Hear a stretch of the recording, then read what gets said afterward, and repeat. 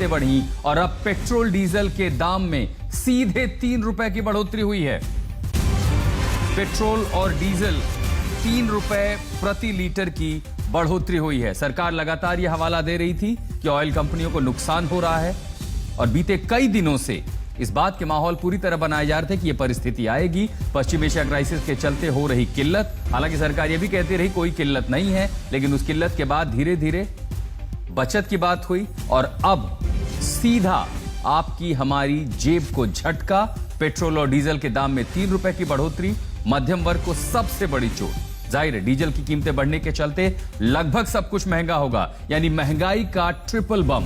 आपको बता दें आरबीआई गवर्नर ने भी कहा था कि पेट्रोल डीजल की कीमतें बढ़ेंगी और इसी के साथ साथ ही WPI इंडेक्स में पहले ही हमने देखा कि महंगाई के आंकड़े अप्रैल में बढ़े हैं और अब पेट्रोल से ज्यादा डीजल की कीमतें बढ़ने के चलते ट्रांसपोर्टेशन पर इसका असर पड़ेगा, यातायात पर इसका असर पड़ेगा, परिवहन पर इसका पड़ेगा, माल ढुलाई पर इसका असर पड़ेगा और जिसके चलते अब महंगाई का विस्फोट, उसका असर सीधे सीधे हिंदुस्तान में भी दिखाई देगा। पेट्रोल और डीजल के दाम में 3 रुपए की बढ़ोतरी हुई है, यानी जो पेट्रोल आप 94 रुपए का खरीदते थे वो अब सीधे सीधे 97 रुपए का होगा। डीजल की कीमतें अगर सही से समझें तो 87.67 रुपए का डीजल अब 90.71 रुपए में मिलेगा, जबकि 94 रुपए 77 पैसे का पेट्रोल अब 97.81 पैसे में मिलेगा और आज से ही ये कीमतें लागू हो रही हैं। पेट्रोल और डीजल 3 रुपए महंगा हो चुका है। हालांकि इसे बिल्कुल न माना जाए कि ये यहीं पर रुक जाएगा। अगर क्राइसिस लगातार जारी रही, परिस्थितियां ऐसी ही रहीं तो ये कीमतें और भी ज्यादा हो सकती हैं। तो आज सुबह की सबसे बड़ी खबर, पेट्रोल के दाम में 3 रुपए प्रति लीटर की बढ़ोतरी और डीजल के दाम में, यानी दिल्ली में अगर आप रहते हैं तो आप पेट्रोल 97 रुपए 77 पैसे प्रति लीटर आपको देने होंगे। 94 रुपए 77 पैसे के बजाय अब आपको 97 रुपए 77 पैसे देने पड़ेंगे प्रति लीटर पेट्रोल के लिए। तो डीजल की कीमतों में भी 3 रुपए प्रति लीटर की बढ़ोतरी हुई है। पेट्रोलियम मंत्री हरदीप पुरी लगातार ये कह रहे थे कि ऑयल कंपनियां जो हैं उन पर दबाव बढ़ रहा है। हिमांशु मिश्रा हमारे सहयोगी हमारे साथ जुड़ रहे हैं। हिमांशु, लगातार सरकार की ओर से यह इशारा दिया तो जा रहा था, लेकिन आज सुबह वो झटका लग चुका है।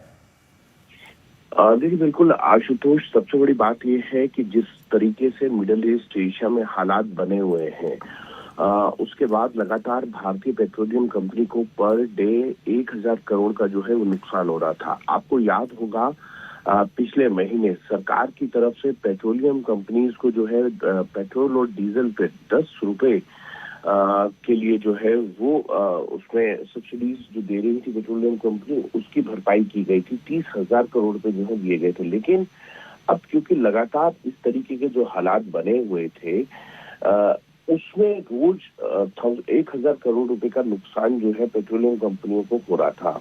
तो कहीं ना कहीं सरकार जो है इस मान कर चल रही थी कि ना बढ़ाए जाए, लेकिन जो हालात लगातार बने हुए हैं उसके बाद जो है पेट्रोलियम और डीजल के जो प्राइस हैं उनको बढ़ाया गया है, जिससे पेट्रोलियम कंपनी को जो घाटा है वो कम हो। क्योंकि सबसे बड़ी बात यह है कि हम 85% पेट्रोलियम प्रोडक्ट यानी कच्चा तेल जो है वो विदेशों से आयात करते हैं और ऐसे में भारत का जो पेट्रोलियम प्रोडक्ट पर निर्भरता है वो विदेशों पर है और मिडिल ईस्ट एशिया के कारण लगातार जो है वो सप्लाई चेन में कमी है और प्राइस बढ़ रहे हैं। तो ऐसे में इंटरनेशनल प्राइस को देखते हुए भारत सरकार की तरफ से भी जो है इन पेट्रोल और डीजल की कीमतों में बढ़ोतरी की गई। एक चीज और जानना जरूरी होगा हिमांशु, क्या ये कीमतें यहीं रुक जाएंगी या माने कि अभी ये शुरुआत है, अभी ट्रेलर है, अभी और भी झटके इस तरह के लगने बाकी हैं? और दूसरा, चूंकि डीजल की कीमतें बढ़ रही हैं जो प्रत्यक्ष रूप से महंगाई बढ़ाती हैं, सरकार के पास कोई ठोस नीति इस समय है कि महंगाई को किसी तरह रोका जाए?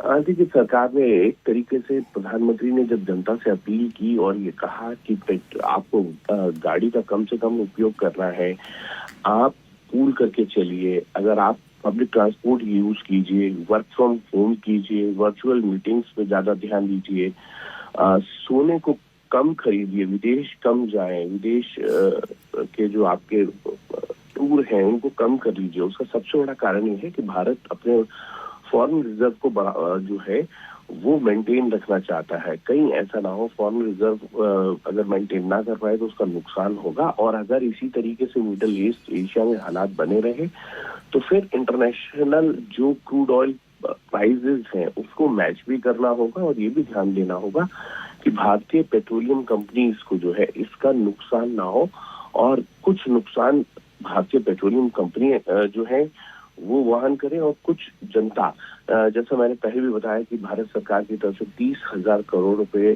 जो है वो दिए गए थे कि पेट्रोल और डीजल पे पर 10 रुपए पेट्रोलियम कंपनियों को जो 30 रुपए का नुकसान था उसको 10 रुपए जो है भारत सरकार की तरफ से उसमें टैक्सेस को कम करके दिए गए थे, सेंट्रल टैक्सेस को। ठीक है हिमांशु, आप बने रहे हमारे साथ। एक बार अपने तमाम दर्शकों